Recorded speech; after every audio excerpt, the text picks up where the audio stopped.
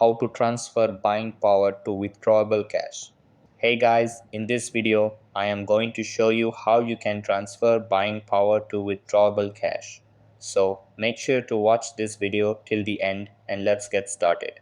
So the first thing that you want to do is open up the Robinhood app on your mobile and make sure it is updated to the latest version available.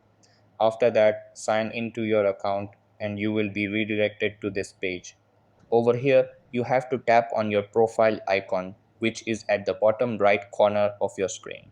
Then you have to link the account from which you want to withdraw cash. After that, you have to tap on transfer to your bank.